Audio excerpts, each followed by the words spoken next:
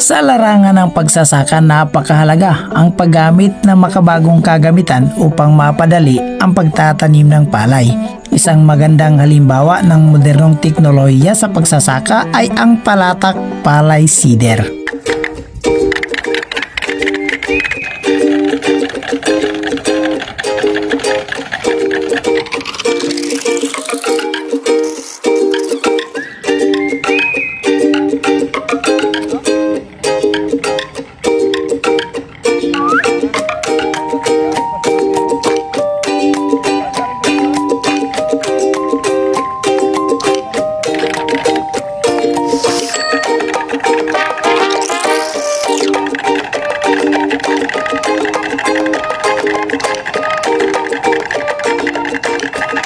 Ang palatak palay seeder ay isang kagamitan pang-agrikultura na ginagamit upang maghanda at magtatanim ng palay sa lupa.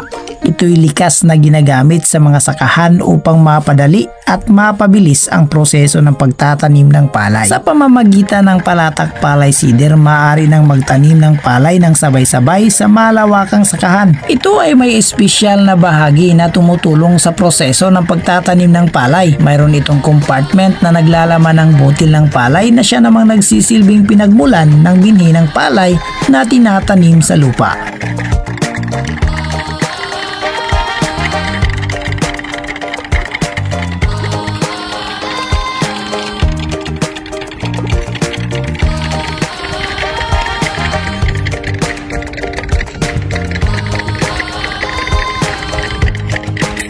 Isa sa mga malalaking benepisyo ng paggamit ng palatak palay seeder ay ang pagtitipid sa oras at lakas ng mga magsasaka. Sa pamamagitan ng paggamit nito, hindi na kailangang magtanim ng palay ng mano-mano na nagiging mabagal at napapagod ang mga magsasaka.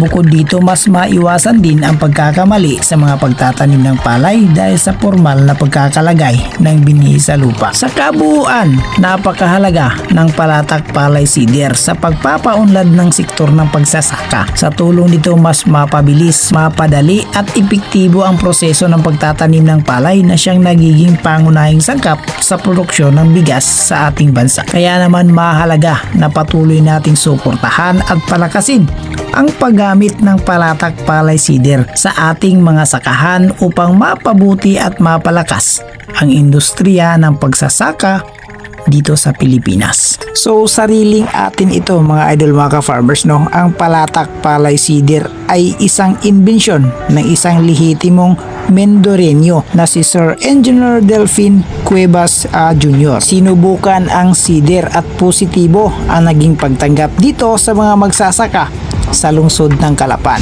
So maaari kayong magkipag-ugnayan mga idol, mga ka-farmers sa aling tinang bukid or sa accounts na Farmwell Agrimax. So open for reservation na sila mga idol, mga ka-farmers, no? Para sa mga gustong mag-avail nitong gawang Pinoy na palatak palay seeder. So malaking tulong ito mga idol, mga ka-farmers, lalo na sa mga area, no, which is gumagamit ng sabog tanim. Kaya suportaan natin mga idol, mga ka-farmers, ang palatak palay seeder na gawang Pinoy.